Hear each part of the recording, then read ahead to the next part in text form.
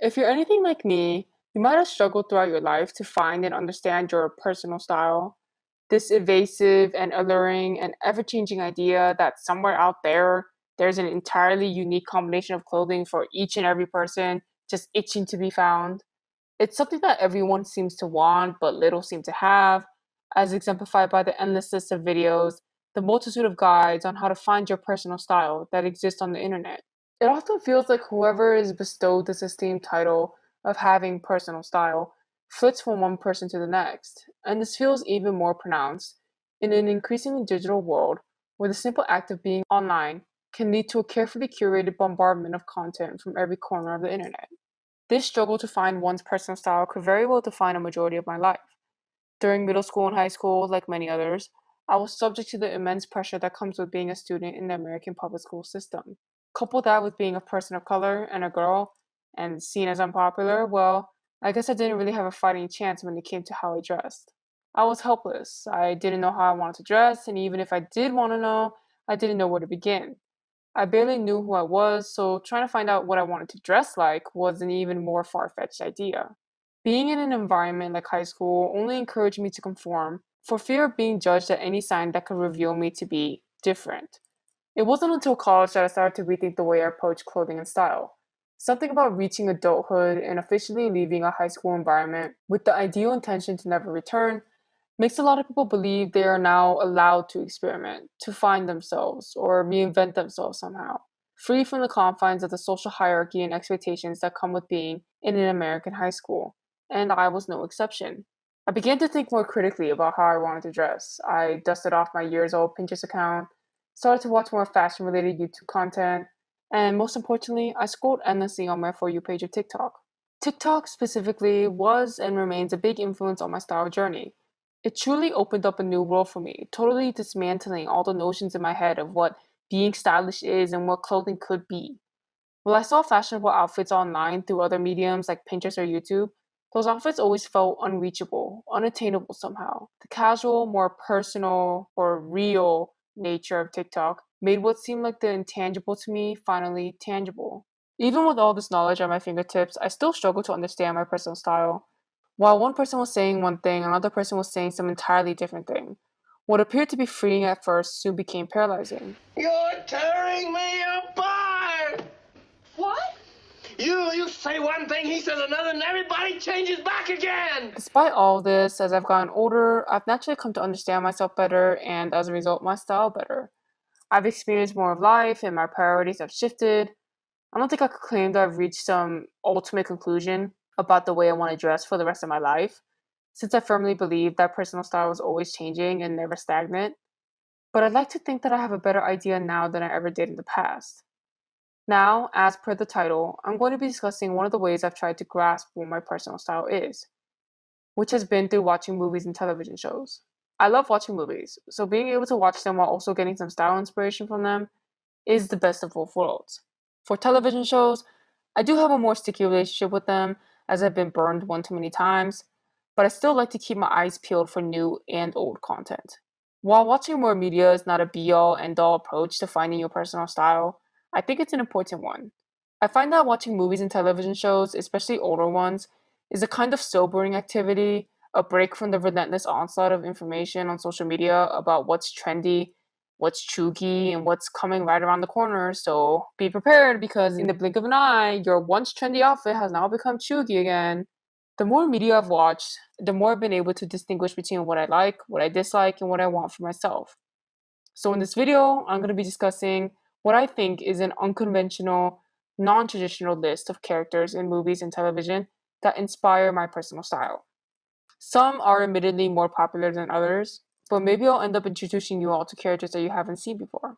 Before I begin, I want to say a bit more about this list. I don't believe that clothing is a one-stop shop to being stylish. I believe that personal style is just as much the actual clothing you wear as it is the person you are underneath those clothes. Your personality, your likes, dislikes, your opinions, values, morals. Simply copying the outfits of someone you deem as having personal style is not personal style. Personal style is first and foremost personal. Although I don't believe personal style can ever be truly free from outside influences, finding it at all is an individual, personal process. Your relationship to your clothing and outward presentation is your own. Number 1, Robyn Brooks.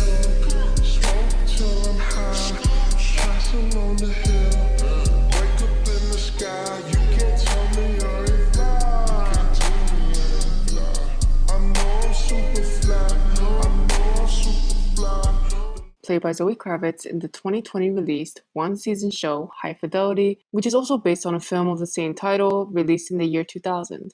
Let me set the scene. The year was 2020, I was finishing up school, and I, like many others, was unsure of what the future had in store for me.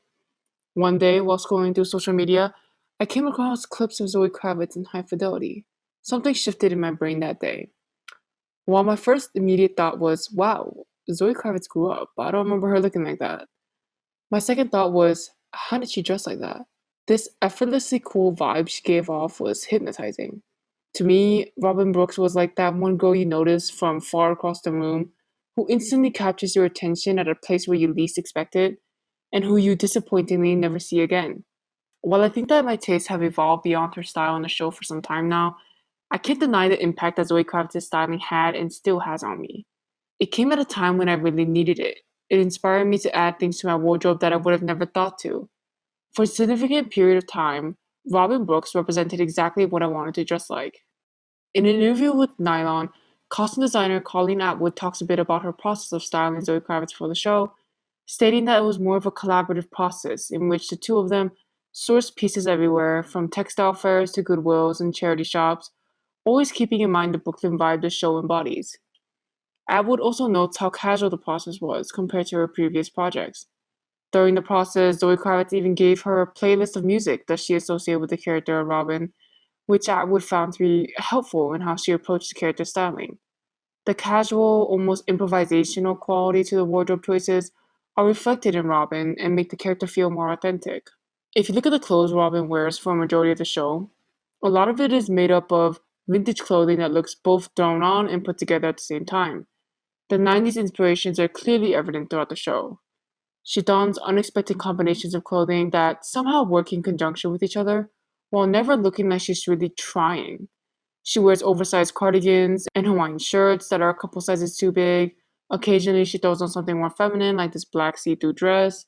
Taken all together, her wardrobe makes it seem like she dug through the closet of some older family relative, picking off specific pieces here and there that just spoke to her in the spur of the moment. I find that Zoe Kravitz's styling in this show does something that is often difficult to do. That is, strike a delicate balance between the boyish, the feminine, and the sophisticated, while still maintaining an impression of indifference and nonchalance. There's always something characteristic about her outfits, whether it's a Western style tooled leather belt or a pair of satin green pants. I was excited to see what she would put on next, since it seemed like she never really stuck to any fashion rules. She just oozed confidence, which is kind of funny given that she was portrayed to be insecure throughout the show. But Zoe Kravitz played Robyn as such an eye-catching on-screen presence that the character quickly became something I aspired to be. Something Atwood said in her 9 on interview really stuck out to me.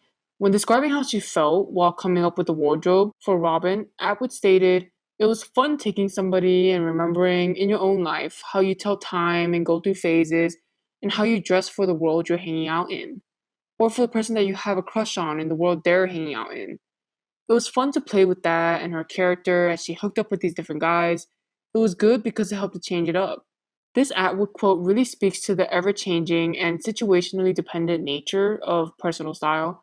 Like Atwood articulates, a person's style is highly relevant to the life they're living in and the world they're hanging out in. And because the world we hang out in never stays the same, we shouldn't expect our style to stay the same either. It's this aspect of personal style that provides us with the opportunity to reminisce about the past and look forward to the future. So, Oh, Number 2, Haley Graham. I see that. Give me time, you know I'm gonna be that. Don't be scared to go, put your trust in me. Can't you see? All I really wanna be is your boyfriend. Can't fight that. Knock me down, you know I'm coming right back. I don't care at all what you've done before.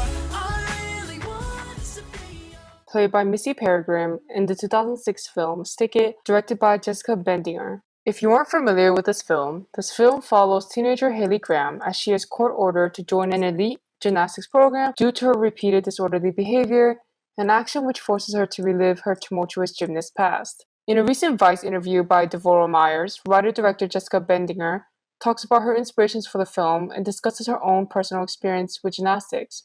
In her youth, Bendinger had to give up on her dream of being a gymnast because of a growth spurt that permanently altered the way in which her body could be maneuvered as needed for the sport. Though she stopped doing gymnastics, she was forever trauma bonded with the sport because she had so wanted it and loved it. When Bendinger finally did set out to craft the story of Stick It, she asked herself, as described by Myers, a simple yet provocative idea. What if you dropped a teenage rebel into the most tyrannical, restrained sport in the world? In the beginning of the film, we meet Haley, and she is this quintessential teenage rebel. She breaks rules, she breaks windows, she has a turbulent relationship with her parents, she never does what she's told, and she hangs out with two equally as rowdy boys as her. She wears band t-shirts, oversized hoodies, and baggy jeans, all visual cues of her rebellious nature.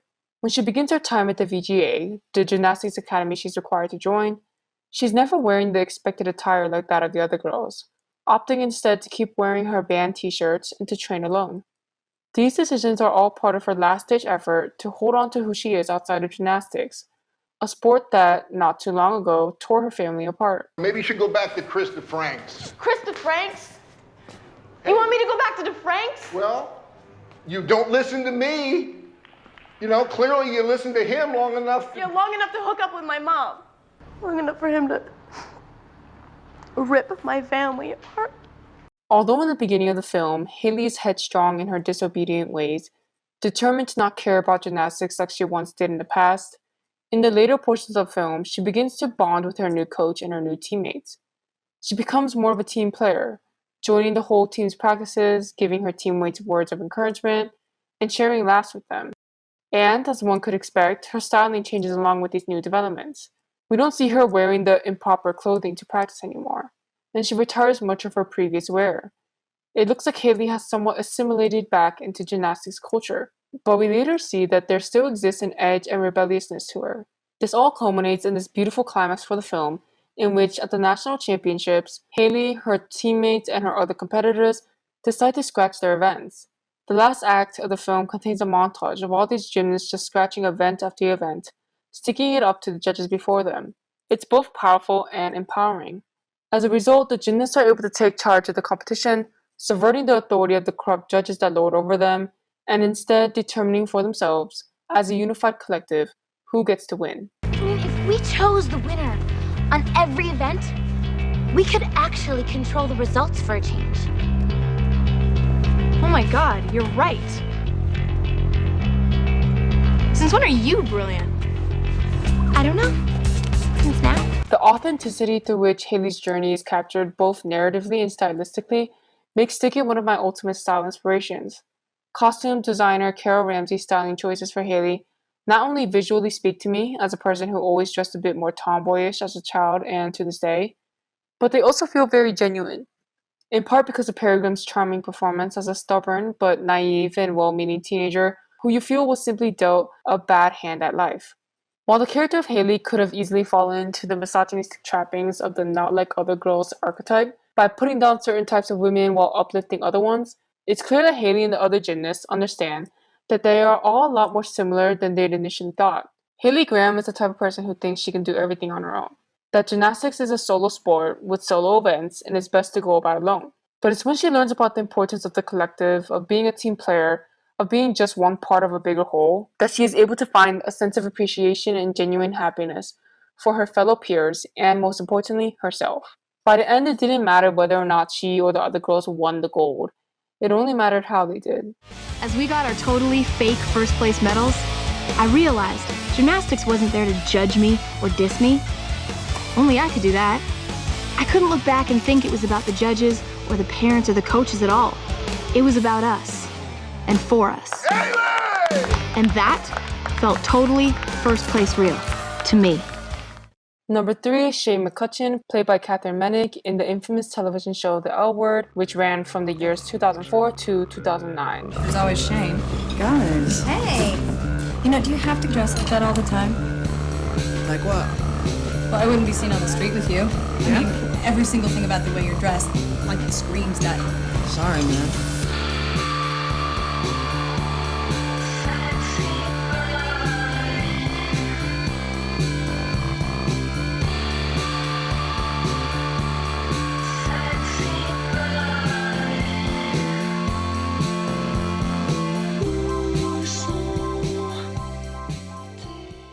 If you know the L word, then you likely know Shane McCutcheon. And if you know Shane McCutcheon, then you likely have an opinion about her. Regardless of whether or not that opinion is bad or good, from the moment that Shane was introduced as a character, you knew who she was, and that was the intention. In a 2019 Metro article by Sydney Yates, the show's costume designer, Cynthia Ann Summers, is explained as having wanted to dress Shane in a way that would get viewers wanting to know more. Summers stated, "We were trying to create an allure."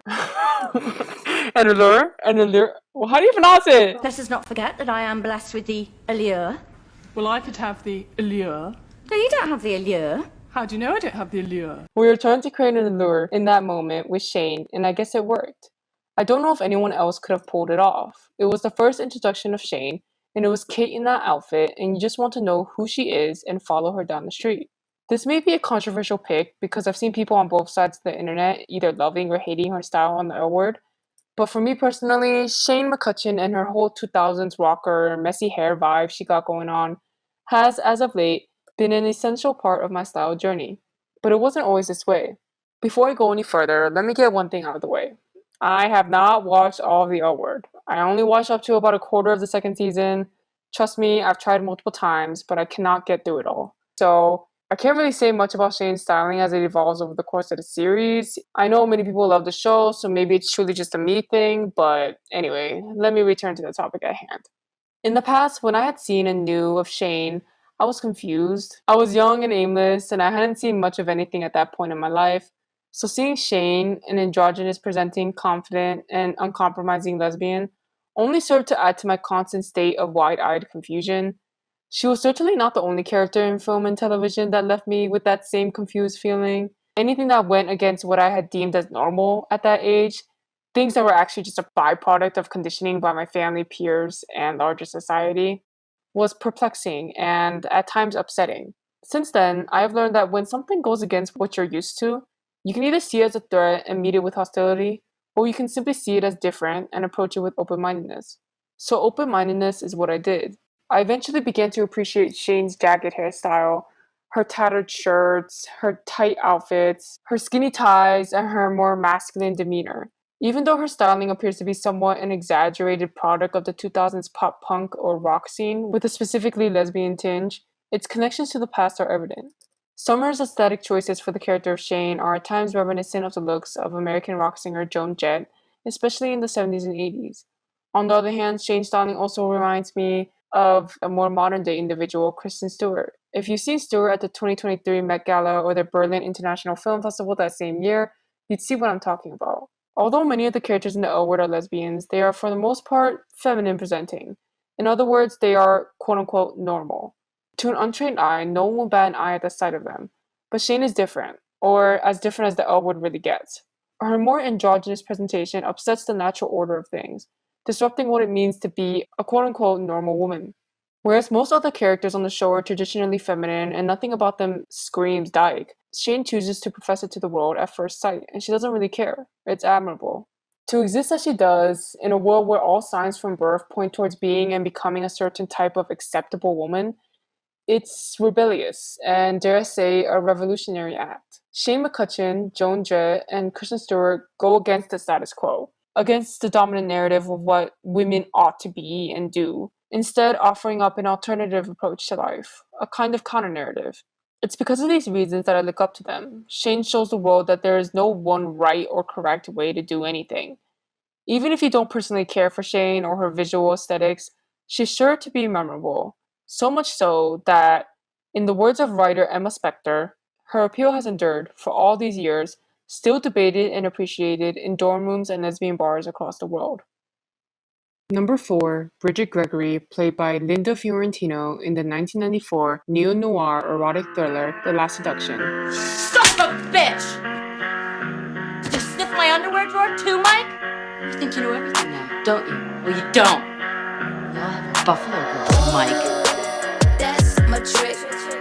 Her pimp, she my flip. Ooh, don't forget, that's my trick. She my bottom bitch. Ooh, that's my trick. When you think about some of the most memorable femme fatales in cinematic history, you'd likely think about the likes of Sharon Stone in 1992's Basic Instinct, Jennifer Tilly in 1996's Bound, or Angelina Jolie in 2005's Mr. and Mrs. Smith. These femme fatales are intended to be strikingly beautiful, extremely charming, incredibly calculating, utterly dangerous, and typically deadly. Although the character of the femme fatale has evolved over time as movies and culture have changed over time, the femme fatale has remained an important part of the cultural conscious. And one undeniably crucial part of the femme fatale's appeal is their styling. And The Last Seduction's representative femme fatale, Bridget Gregory, is no exception to this. In the beginning of the film, Bridget is running some type of sales call center. She's a commanding presence dressed in a crisp black and white suit, looming over the heads of her swamped employees. Money shuffles coolly through her hand, and threats to her workers' livelihoods casually flow from her mouth. At first introduction, we, the audience, know that Bridget has no trouble handling herself. Then we meet her husband, a naive, kind of clumsy, but still kind of dangerous sort of guy, and we see her seamlessly maneuver her way out of a physically violent situation with him in order to steal the money he had just obtained from a trade of illegal substances. Here, we further understand just how cunning Bridget is. As the film progresses and more obstacles to Bridget's full financial freedom present themselves, the stakes increasingly escalate. By the end, Bridget is revealed to be way more ruthless than initially depicted, almost to an uncomfortable degree. You start wondering to yourself if she really should be the one to win out of this whole scheme. Despite all of this, it's hard to not wish for her to succeed, to see her get out of her entanglements unscathed. And as expected of a femme fatale character, she has to dress the part to act the part. Costume designer Terry Dresbach's styling choices for Fiorentino are emblematic of the film noir era of the 40s and 50s. One can't help but think of Lauren Bacall or Veronica Lake when seeing Fiorentino walk into a room or light up a cigarette. Much of Bridget's wardrobe throughout the film is made up of neutral colors, blacks, whites, grays. She wears formal clothing for the majority of the movie, typically donning tailored suit jackets, blouses, skirts, some type of trouser, stocking, or some combination of it all. When she's in more lax settings, like a bar or her home, she'll be in more casual outfits, but still retaining a polished look. Although her outfits can be seen as simple or boring, Linda Fiorentino as Bridget is nothing of the sort. Her sultry voice, penetrating glare, and her commanding presence, and her no-nonsense outfits all work in conjunction to create the perfect scheme for any sticky situation. Even when she's being extremely rude, she remains desired and admired. She understands the importance of reputation and perception, especially as a woman, and especially in the workplace, even scolding her lover Mike for approaching her at work, stating that A woman loses 50% of her authority when people find out who she's sleeping with. It's a crime. It's a university study. it's only at the end of the film, when she finally succeeds in getting rid of the obstacles in her life, her husband and her lover, that we see her with this velvet green dress with a thigh-high slit. Notably, this is one of the only times we see Bridget in a color besides her typical uniform of black, gray, or white. Contrary to some expectations, her dress is a lot more modest and casual compared to some of the most famous femme fatale dresses we have seen on screen, memorable for their figure-hugging or daringly revealing seductive appeal. Unlike the majority of her wardrobe, this dress is comfortable, loose on the body, and Bridget is covered from head to toe, perhaps highlighting her cool, calm, and collected nature as she drives off into the distance at the final scene of the film. She's won, and we as the audience were wrong to ever doubt she could. I'm the type of person who tends to dislike the active desire to look chic, the desire to look rich and classy when it comes to fashion. Every phrase that is newly popularized on social media to repackage this desire to look chic as if it's some kind of new concept, quiet luxury, clean girl, old money, just serves to irritate me more. This doesn't mean I hate all of the usual markers of clothing that are deemed classy by society, such as overcoats, blazers, dress shoes, etc. I just believe that within a sizable group of people who want to dress chic is a decent chunk of people who cling on to this goal because it's easier than going through the journey of developing a personal style. And to a certain degree, I understand why someone would pick that route instead of undergoing the oftentimes arduous and time-consuming process of developing a personal style. It's a luxury some simply don't have the time for or don't desire to do. When I see someone who has a classy or chic style, it often comes across as inauthentic. An outfit worn by an individual because they believe this combination of clothing items appears as chic, and they must be chic at all costs. Despite the fact that Bridget's wardrobe can undoubtedly be described as chic or fit under the label of quiet luxury, it contains the authenticity that so many strive to achieve. Her desire to dress the way she does is untouched from the over-commodification of different wardrobe aesthetics that's prolific on social media. One doesn't get the feeling that she's dressing the way she is because she doesn't know her personal style and is settling on this style. This is her personal style, and the fact that she's the person who's wearing it elevates it even more. Hey, Bridget. So you were gonna have me kill your husband?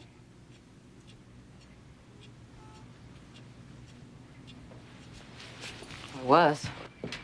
Number 5, Rebecca Buck, better known by the name of Tank Girl, played by Lori Petty in the Rachel Talalay directed 1995 cult classic film also titled Tank Girl.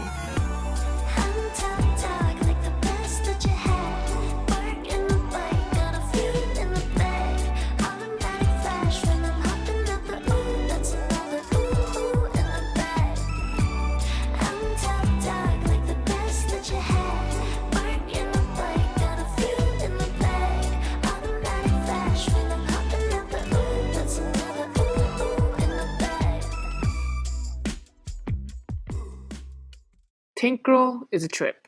It's unlike a lot of films, both in its style and its structure. Based on a comic book series which started in the late 80s by creators Alan Martin and Jamie Hewlett, Tank Girl is this sort of hodgepodge arts and crafts project that was a result of multiple competing interests and production disruptions. Because of things that went on behind the scenes, the final product of Tank Girl didn't turn out the way director Talalay intended it to be.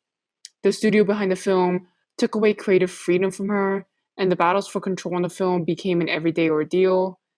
And this was not the only obstacle that Tank Girl cast and crew faced. After production had wrapped up and promotion had begun in the UK and all throughout Europe, the film was given an R rating in the US, which meant that its distribution potential was limited, and a substantial portion of the film's potential audience, young teenagers, couldn't see the film unless they had a parent accompanying them.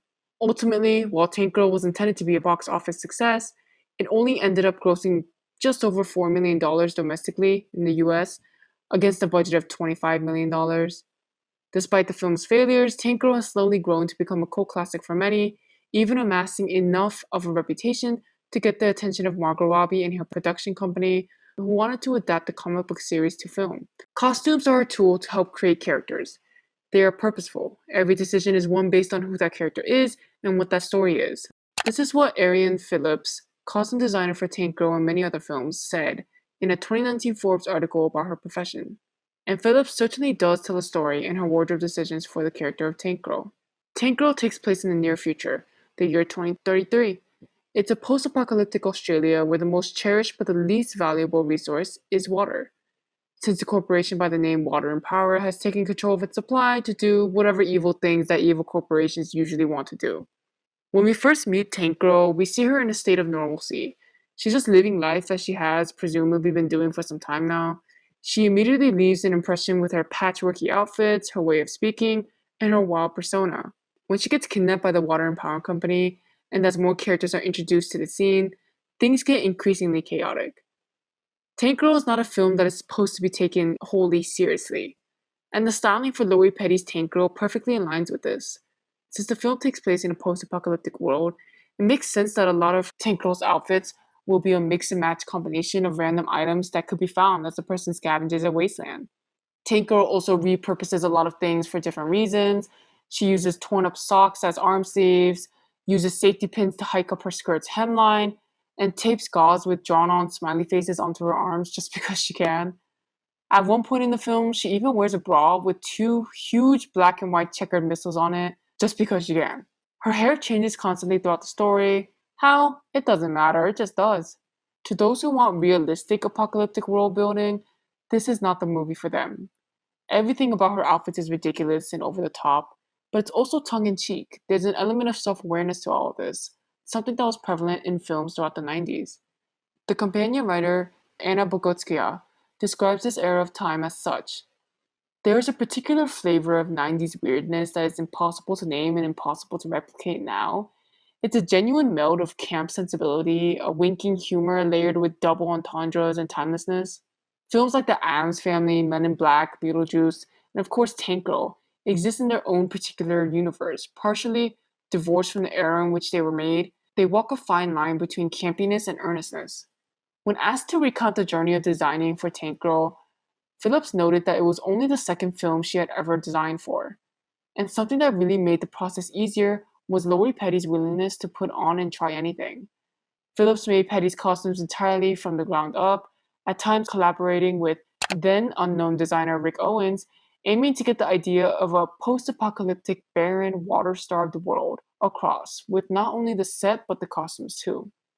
To make the clothes look more authentic for the environment Tank Girl's living in, Phillips also mentioned hiring a breakdown department and an aging and dying department to assist with this. They even attached clothes and other things to a car and drove it around the desert. Additionally, Phillips talks about her inspirations for the film's outfits, naming mods, rockers, punks as sources of reference. While this film is far from perfect, there's heart to it. It's all over the place, which is sort of its biggest weakness, but that messiness is also weirdly exactly where the film's strengths lie. The post-apocalyptic aspect of this film is similar to that of the Mad Max franchise. However, whereas Mad Max still aims to maintain some semblance of realism and constraint, Tank Girl has thrown all of that out the window, and I appreciate it for that. Tank Girl breaks all conventions of how you think a typical hero narrative should go, especially when there's a woman at the helm of that narrative. If anything, Tank Girl is more of an anti-hero. Its unorthodox approach to storytelling and character building allows room for an eccentric and atypical, but very fitting wardrobe for the character of Tank Girl. It's in that peculiarity that Tank Girl's own extraordinariness and the film's uniqueness shine. The film is an extremely campy, lawless ride through a world that doesn't exactly exist, but as time has gone on, has begun to feel more and more relevant to the current day. It's not afraid to break every rule in the book, and it's because of that the experience of watching it is truly one of a kind.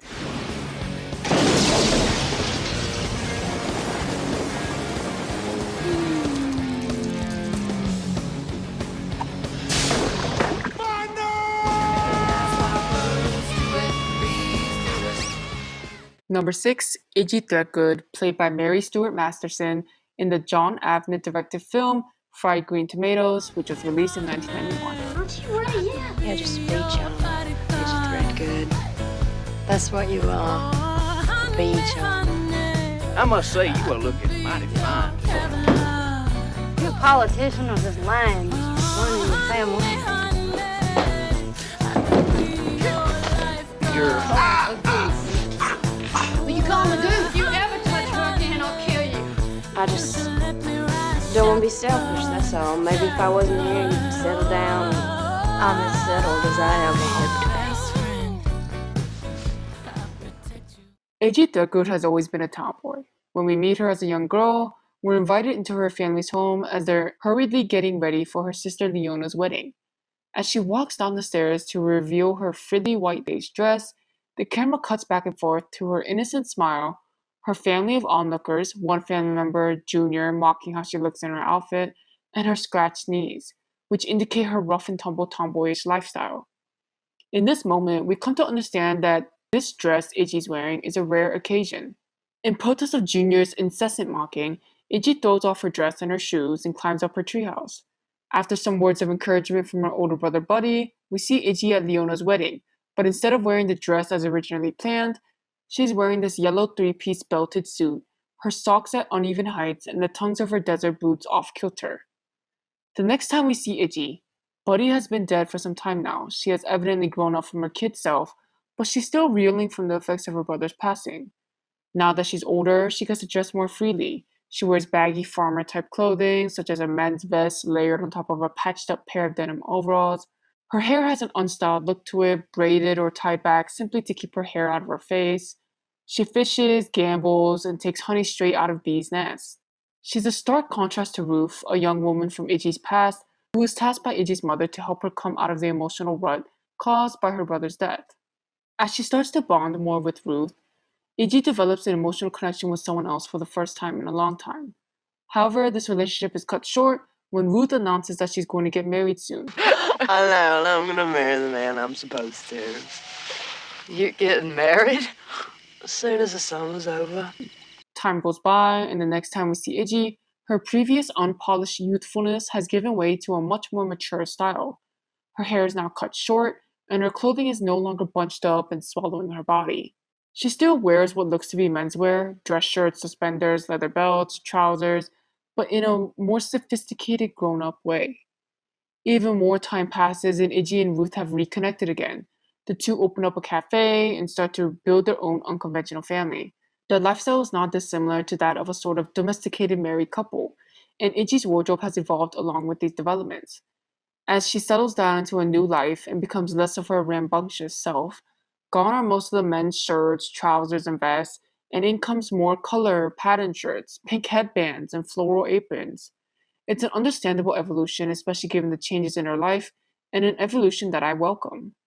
Even though Idgie's clothing changes over time, I feel that the film's costume designer Elizabeth McBride never loses sight of Idgie's tomboyish youth and her independent, rebellious character. McBride styles Idgie to never quite fit the mold of what a young girl or adult woman should be in the South during the early 20th century. Idgie's a bit of a troublemaker in her youth, and though this lessens over time, in adulthood she continues to fight against societal norms she deems to be antiquated. As you can see for this video, a lot of the people I'm talking about are people who go against the norm. Though I'm not a Southerner who grew up in the 1920s and I haven't lived a one with nature lifestyle, I related to Idgie in her journey. Her way of self-expression through her clothes made me feel seen. She was like the cool older sister that you see when going over a childhood friend's house. Just hanging out with her makes you feel cool. And then you get sad because you don't have an older sibling like her. And then you think about how badly you wish you had an older sibling like her. Seeing Idgie change over time and transform into an adult and simply live her life wearing whatever she wanted despite what the rest of society expects from her gave me a sense of comfort, providing me with one version of what a future of mine could look like. Is Ruth at home? Who's calling? You just tell her it's the beach charmer from Alabama. Ruth, there's some big person here to see you. Number 7, Lou Miller, played by Cate Blanchett in Gary Ross's 2018 film Ocean's 8. If you only sold the jewels for $85 million, how does it work out that we get 16 apiece? You thought we were just gonna steal one necklace? Right. Because I don't know what it's for. Not very, unless we screw up. You borrowed some shit. Figured you weren't using it. Oh shit. Just keep looking here. Sure. Nice. You're really open. Lou, Jack.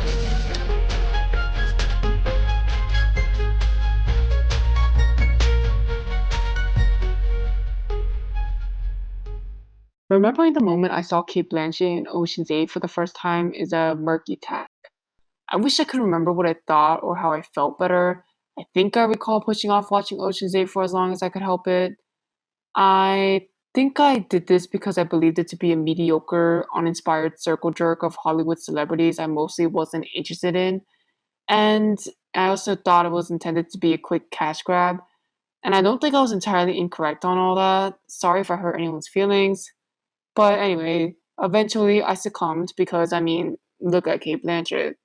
I knew of Cate Blanchett's looks in the film long before I actually watched it. I feel like if you were online at all in the circles I was in when promotion for the film was happening, then you probably couldn't avoid seeing something about how Cate Blanchett looked in Ocean's 8. Now, having watched the film, I can conclude that Lou Miller's outfits were the highlight for me. I can't even remember what anyone else wore in the movie, and to be honest, I can't really remember much of the movie either. When I think about Ocean's 8, I think about Lou's cheetah print coat, her green three-piece suit, her stacks upon stacks of jewelry, and her hypnotizing confidence. I admire how fun and excessive her outfits were. It wasn't enough to wear a suit, she had to wear a velvet one. It wasn't enough to wear leather pants, she had to wear red ones. It wasn't enough to wear a statement necklace, she had to wear 5 of them. Her flashy outfits and razor-cut, shag-like haircut portrays her to be this unapologetic rocker type with eclectic taste, and probably a great host of interesting stories. I can't help but think of Lou's outfits as the vibrant looks of musicians like David Bowie, Prince, or Jimi Hendrix, but with a more modern, subdued approach. Nothing was boring with her outfits. With every look, costume designer Sarah Edwards was playing with colors, textures, patterns. Although certain styling choices can be seen as kind of sleazy, Kate Blanchett makes it work, and even if it is kind of sleazy, it's something that's sort of a guilty pleasure. There's a tasteful, delightful tackiness to it. When it came to styling Blanchett for the character of Lou, designer Edwards said in a 2018 interview with the Los Angeles Times, "She owns a nightclub in New York, and we thought about what her history was, probably a rock and roll pioneer in the 80s and 90s. We looked at a lot of iconic rock stars throughout time, what they did and how they wore their clothes and jewelry." Edwards expanded on this in another interview for Fashionista in the same year, stating that we wanted it to be a mix of old and new and vintage. We wanted it to have a lot of small detail items like jewelry, scarves that she would have collected over time. A lot of those things she had were just pulled from all over. I love this idea of gradually building up a wardrobe, of taking the time to add things to your collection here and there as you get older and find yourself in different places and different phases of your life.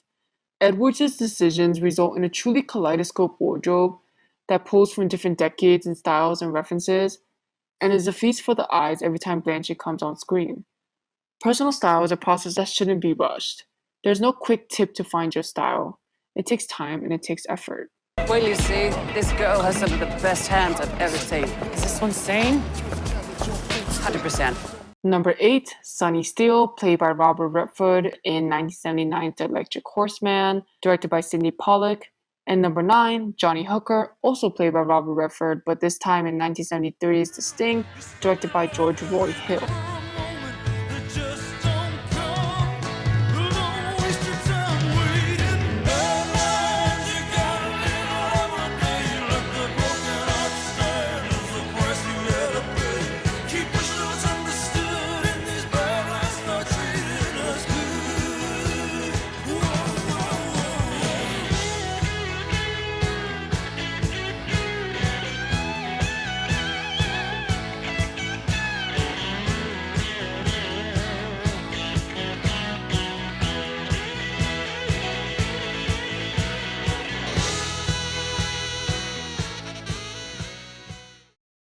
Since this video appears to be getting quite long, for this section, I'll be combining two different characters, both played by the same actor. Firstly, we have Sonny Steele from The Electric Horseman, who was a previously famed rodeo star in his late career, making ends meet by being the face of a breakfast cereal.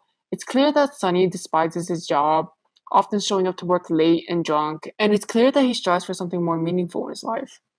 In a spur-of-the-moment decision, he decides to take the cereal brand's prized horse, the drugged and mistreated rising star, away from the cameras and flashing lights and onto the open frontier. While Sonny goes through many ups and downs as he tries to release Rising Star into the wild, he eventually succeeds. In doing so, he not only frees the horse from the stifling commodified life of being the face of a commercialized product, but also himself. In the beginning of the film, costume designer Bernie Pollack dresses Redford in pretty whimsical and intricately detailed outfits. Take a look at these head-to-toe, overly extravagant but gorgeous Western-inspired outfits and suits. Nothing is practical about these outfits. Everything is excessive, from the attention-grabbing hats to the shiny cowboy boots. It's all purely for aesthetic purposes, as these are the outfits that Sonny is expected to wear when specifically promoting his cereal brand. When Sonny's not actively wearing these more intricate looks, he's usually found wearing some type of Western snap, button-up shirt, a pair of well-fitted jeans, and a suede jacket. However, once he runs away with the Rising Star, Sonny takes on a more rugged, traditionally masculine look with a grayish-white cowboy hat, a lined denim jacket, a gray plaid Western snap shirt, a pair of sturdy jeans with a flare at the bottom, and a thick brown leather belt with a chunky silver buckle. For more information on the details of this outfit, check out this blog post by BAMF Style, which goes into great detail on Sonny's outfits throughout the film. While I didn't always resonate with the idea of the macho, rugged man and the aesthetic markings that came along with it, as I've gotten older, I've come to appreciate it more. In the past, I viewed it as an oppressive world, one exclusive to a particular type of person, white, male, straight, cis, able-bodied, etc. It was only when I realized that this didn't have to be the case, and wasn't always the case throughout history anyway, that I could generate an affinity for different styles of clothing. Just because dominant society and the dominant narrative deems something one way doesn't mean it has to be that way. Over time, I've developed an affinity for the vintage Western cowboy aesthetic, which has a deep history from peoples in places like the indigenous peoples of South and Central America, Mexico in specific, Spain, and more. Films about people running away from some suffocating past or present in order to gain some kind of liberation that they believe only the wild, open land, the frontier, can provide them, are some of my favorites of all time. This type of film has a poetic artistry to it, and the outfits that are woven up into it resonate with me. Plus, the outfits are really stylish in and of themselves. Secondly, we have Johnny Hooker from The Sting, who was a petty con man in the United States during the height of the Great Depression after losing his friend Luther Coleman and all of his money from a failed gambling attempt. Johnny teams up with Henry Gondorff in order to pull off an even more elaborate con against big crime boss Doyle Lonnegan. The sting starts with Johnny and Luther successfully pulling off a con of stealing $11,000 from some man, who later turns out to be working for Doyle Lonnegan. Here, Johnny is dressed in a gray double-breasted suit jacket and gray trousers to match. He wears a lighter gray shirt buttoned up all the way but with no tie, and on his head lies a stitched newsboy cap. His outfit is in stark contrast to the fancy outfit of the person from whom he's stealing. Right after pulling off this small heist, Johnny decides to treat himself to some new clothes, buying himself this plum wool pinstripe suit. For a more in-depth look at Johnny's outfits in The Sting, I recommend this other BAMF-style blog post. Soon after, Johnny loses all his recently earned money to a gambling mishap. This series of events reveals to us viewers that while Johnny may be smart, his overly eager and reckless behavior keeps leading to his downfall. The stealing of Lonnegan's money comes back to bite Johnny when his partner, Luther, is killed as a form of retribution, causing him to go into hiding. During this time, he meets Henry Gondorff, who he works with in order to get back at Lonnegan and take even more of his money. In order to do this, Henry gathers up a team of allies to execute the plan, giving them much-needed makeovers to fit their parts. Writer Leah Morrigan's blog post called The Sting Among Other Things describes this change as Gondorff's gang transforming into men of wealth. They start sporting pocket hankies, spats, shiny two-tone shoes, tie pins, French cuffs, and cufflinks, starched collars, braces, walking sticks, and gloves, to their already fancy suits and waistcoats. From the moment I set eyes on Robert Redford in that burgundy pinstripe suit in my junior year literature as film class, I stopped in my tracks. Johnny's cocky smile quickly disappearing into a frown of embarrassment while he loses all his money, coupled with his dapperly stylish outfit, was enough for younger me to be enamored by him, despite all of his shortcomings.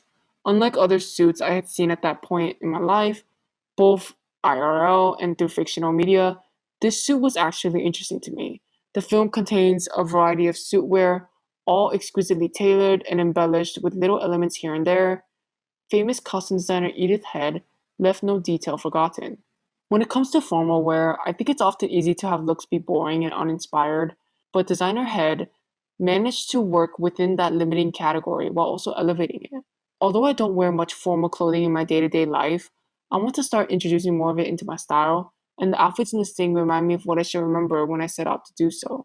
And I'll have no trouble remembering that plum pinstripe suit that some may view as lacking a refined taste, but I view as more fun and tasteful for the years to come. Hi, Hooker. Getting married or something? Get used to it, Leonard. I'm gonna look this good from now on.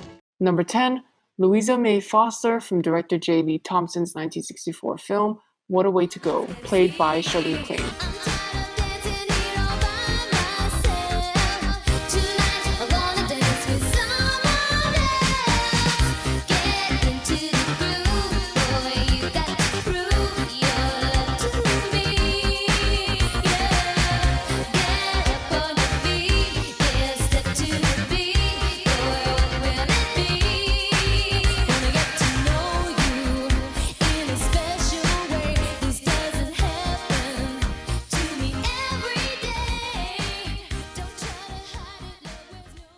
Lastly, but certainly not least, I'm going to be discussing the wardrobe for Shirley MacLaine's character in What a Way to Go, also designed by Edith Head. Unlike her work on The Sting, Head's work for What a Way to Go takes a completely different approach, which makes sense considering that the two films are vastly different in style and subject material. The wardrobe of Louisa May Foster is vastly different from the wardrobes of the other characters I put on this list, as her outfits are a lot more glamorous and feminine. Her looks also stray the most from my own stylistic desires in my in-real-life presentation, but I can't help but be enamored by her looks when I watch the film. Despite the fact that my actual wardrobe couldn't be more different from Louisa May's, sometimes simply seeing an extraordinarily beautiful ensemble on screen can be moving and inspiring. I love when costume departments spend every last cent of their budgets with the intention to serve a show-stopping, unforgettable set of looks that'll last in the minds of viewers for centuries. If you thought that some of the previous outfits I pointed out were unrealistic to wear, then you'd likely think the same for McClane's costumes. At the start of the movie, Louisa May is a young woman of more modest means, demonstrated by her drastically less extravagant outfits, including an adorable red and white Swiss dot puff sleeve A-line dress with matching white gloves, red headband, belt, and purse. Isn't this such a cute ensemble? It reminds me of Minnie Mouse. Her outfits at this point are youthful, down-to-earth, and much less revealing than her more tantalizing outfits we see later in the film. Though everything in her life tells her to marry a rich man in order to secure a comfortable future, she wants nothing of the sort. Instead, Louisa May desperately searches for true love. When she thinks she finally found real love with her first husband, he meets an untimely end, but not before he becomes incredibly rich from his business ventures and leaves his bountiful fortune to his wife. She marries 4 additional times throughout the film's runtime, becoming helplessly richer and richer at the death of each successive husband, while also wearing increasingly more extravagant and more attention-grabbing outfits to match. As she starts each new relationship with a different man, McClane's outfits change to reflect where she is in life and which husband she's married to. For example, when she marries artist Larry Flint, she literally becomes another one of his canvases, wearing these abstract, colorful dresses with paint strokes contouring the lines of her body. When she marries Pinky Benson, she finds herself in an entirely pink ensemble at one of her husband's movie premieres, consisting of a strapless pink chiffon evening gown paired with pink gloves, pink pumps, a gorgeous pink fur coat, and a tall, curly 60s beehive-style updo in, you guessed it, the same exact shade of pink as the rest of the outfit. The film also seamlessly changes back and forth between different genres, from a musical to a comedy to a silent movie and more. The lighthearted, campy tone of the film reminds me of the work of Jacques Demy, particularly his 1967 film The Young Girls of Rochefort, or the works of Billy Wilder, maybe even the films Funny Face and Sweet Charity. Every single one of McClane's outfits are over the top and campy. The film knows that the plot is ridiculous, that Louisa May's looks are ridiculous, but it remains fully committed to telling the story. In 1964, one reviewer commented on the costume design in the film, asserting that they tread that delicate line between burlesque and reality. The women in the audience know they aren't anything anybody could wear, but oh, how lovely if one could. Apparently, around the time of the film's release, some viewed the styling of McClane's character as garish. One critic saw the costumes as tasteless and gaudy, to which Head herself wrote in response, "When I phoned him to talk about it, he never returned my calls. He wasn't absolutely wrong because at times Shirley's character was supposed to be tasteless and gaudy." I personally agree with Head. The film is self-aware and the costumes are purposeful. The supposed bad taste the film has is exactly what makes it good taste to me. It's unfortunate that the film didn't reach the notoriety it aimed to reach because it's a visual delight, a masterful study of how color and costumes can be used to elevate a film to make it unforgettable. If you were to see any of Louisa May's outfits, they communicate everything you need to know about her at that moment in time, without any words. And that is one of the most powerful skills of a wardrobe tweet. You know who Louisa May is, or at the very least, you know what persona she wants to present to the world. No matter how tasteless or gaudy the looks may be, the looks have impact, and impact is arguably one of the most important factors in someone's wardrobe on and off screen, in the movies or television shows you watch, or even in your local streets. I can't help it. When I witness an individual whose visual presentation is so striking and displays an outstanding level of dedication and commitment, I feel impelled to continue to sharpen my own. In the introduction of this video, I told you all that watching movies and television can be one important way to improve your style. And I don't disagree with that, but I've now come to understand since writing this script that the action of actually thinking about the outfits I see on screen and putting those thoughts into words is the more important part of this whole process. I'm glad I went through the grueling process of researching and writing this because if I hadn't, I wouldn't have gained the insight that I did. Before doing this video, I foolishly thought that I had known everything I needed to know about these characters and their outfits, even though I didn't really seek out any of the information about them. And that if I didn't know a particular thing, then I was going to find out eventually as time naturally went by. And if I didn't, then it clearly wasn't important enough for me to know in the first place. Foolish of me, I know.